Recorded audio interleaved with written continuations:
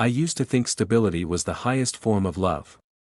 For years, my life with Aisha had been a predictable rhythm: morning tea together if she wasn't rushing for work, quiet dinners where she usually arrived late, and weekends spent mostly catching up on sleep rather than on each other.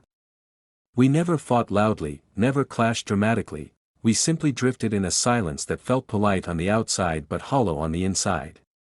I had grown accustomed to that emptiness, convincing myself it was normal, that comfort and complacency were only different shades of the same loyalty, yet, even when I told myself I was fine, there was a lingering ache beneath everything. Aisha's long hours, her minimal affection, her distracted nods during our conversations, each one carved a small gap inside me. I didn't realize how wide those gaps had become until the morning I woke up and realized I couldn't remember the last time she'd looked at me with desire or even curiosity. It was as if I had become a familiar piece of furniture in our home, useful, present, but unnoticed that I tried not to dwell on it as I headed to the clinic for a routine check after a week of migraines.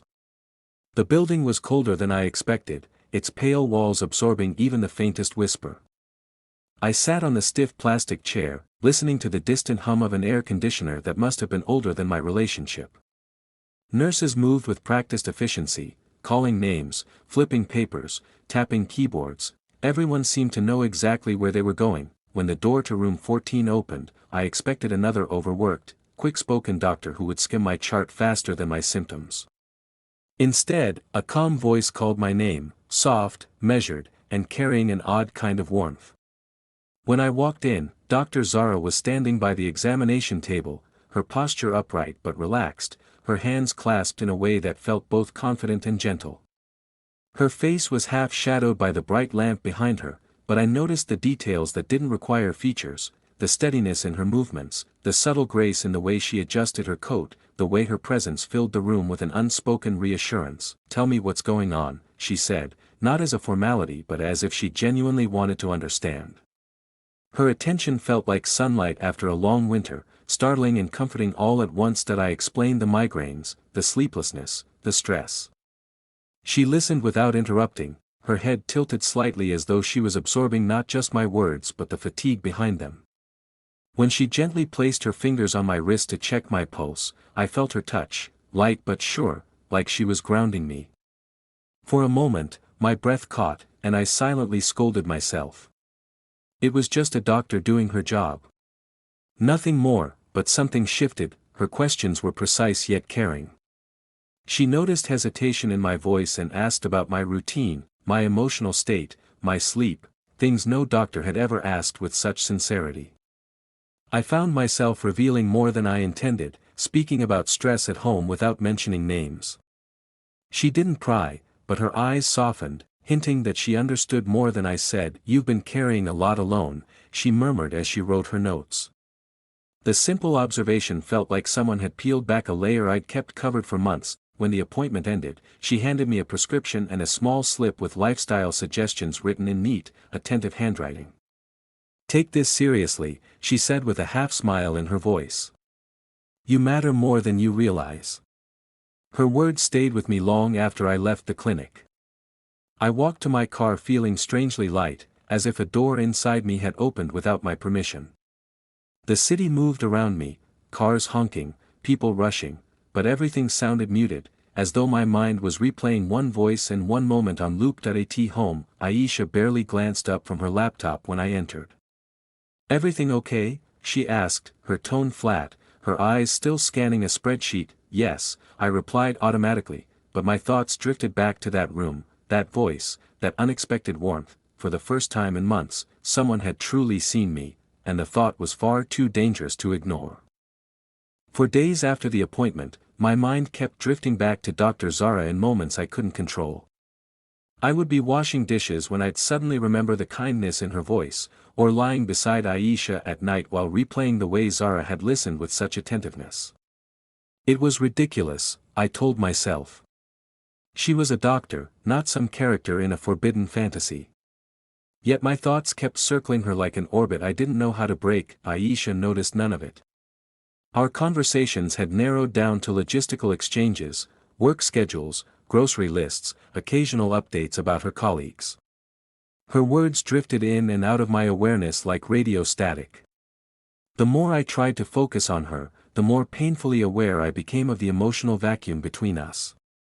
I didn't blame her entirely, she was drowning in deadlines, obligations, and the pressure of being the primary earner. But I couldn't ignore the widening distance anymore. It was as if we were living parallel lives, brushing past each other in the same space without fully touching. By the third day, the migraines returned with a dull persistence. I sat at my desk debating whether to schedule another appointment. Logic said no. My heart, or maybe my loneliness, said yes.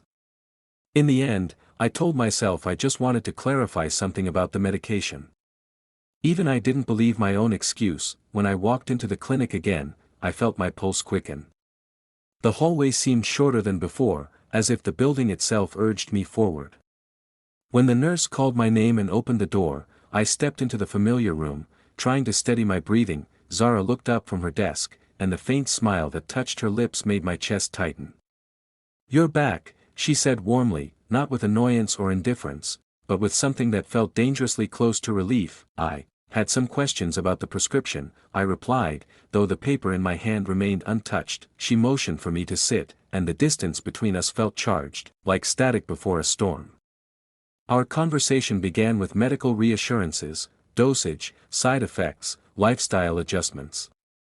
But as she studied my expression, her tone shifted. "Are you sleeping any better?" she asked softly. "No," I admitted. "Not really.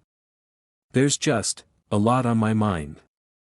Her gaze held mine, steady and patient. "It's not just the headaches, is it?"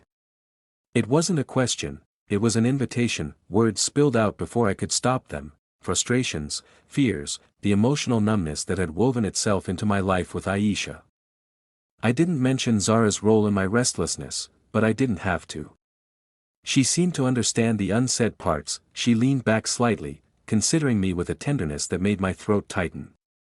"You deserve support," she said. "Real support. Not just routine coexistence." The phrase hit me so precisely that it felt like she had opened a window inside me.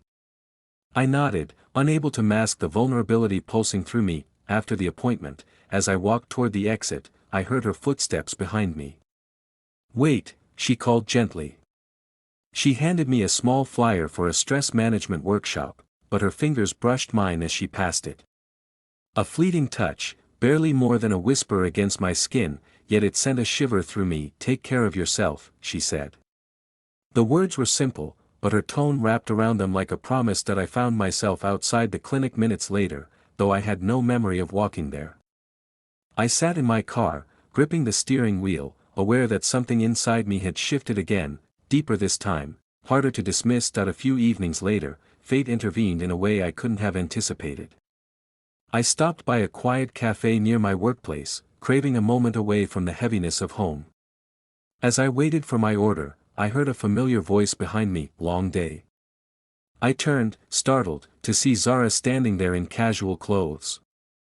Without her white coat, she looked softer, more approachable, yet somehow even more captivating. The sight of her outside the clinic felt intimate in a way that made my breath catch. We ended up sitting together, talking for longer than either of us intended. She laughed easily, listened deeply, and made me feel like the world had paused just for us.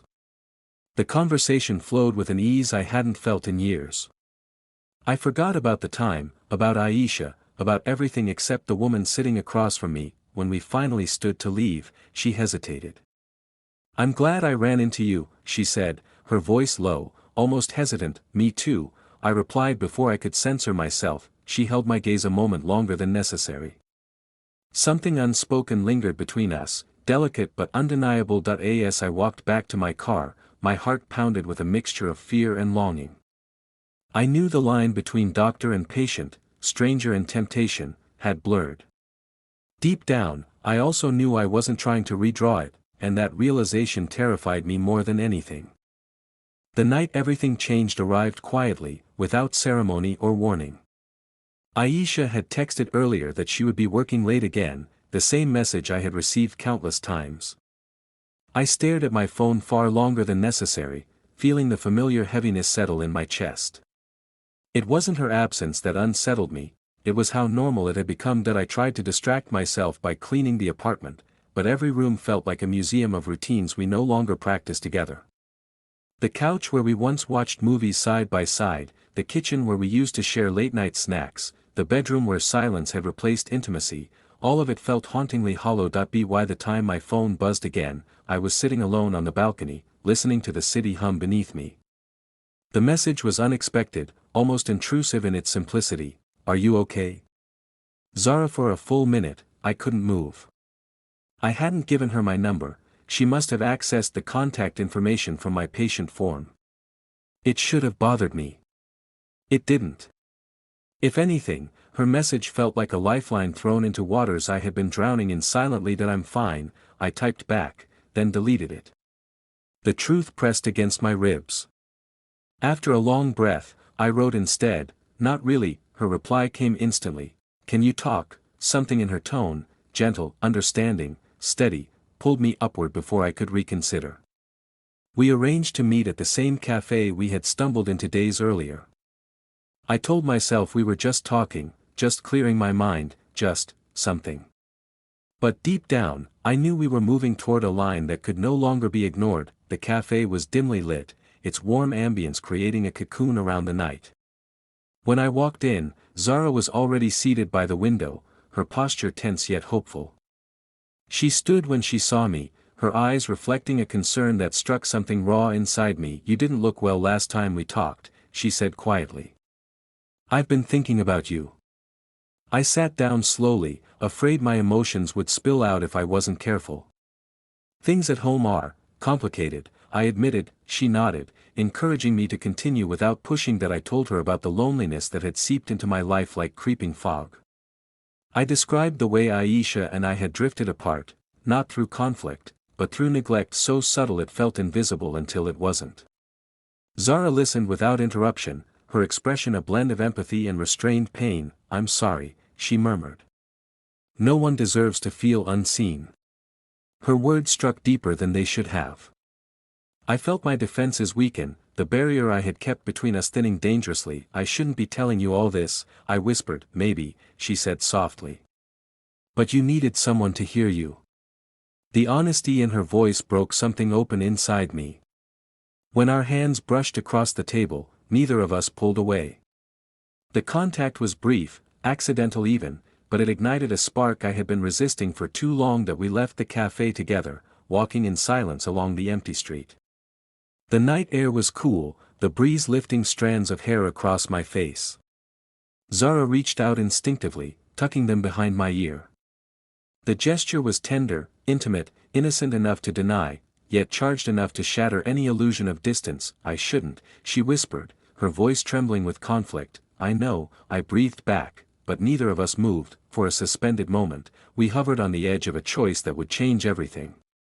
Her eyes held mine, searching for hesitation I could no longer afford. I felt her breath, warm and unsteady, mingling with mine. The city noise faded, leaving only the sound of my heartbeat pounding against the night. Then, without another word, she stepped forward and pulled me into her arms. Her embrace was gentle but certain, as though she had been holding herself back for too long. My body leaned into hers before my mind could protest, seeking warmth, solace, release. That it wasn't a kiss. Not yet. But the closeness, the way she held me, the silent confession between us, something irreversible happened in that moment. The breaking point was no longer ahead of us, we had crossed it the second we chose not to walk away. When we finally parted, I felt breathless and unsteady, like the ground beneath me had shifted irrevocably. Zara exhaled shakily. "This is dangerous," she said. "I know," I replied. "But I don't want to pretend I don't feel it anymore." She closed her eyes, torn between reason and desire. "Neither do I."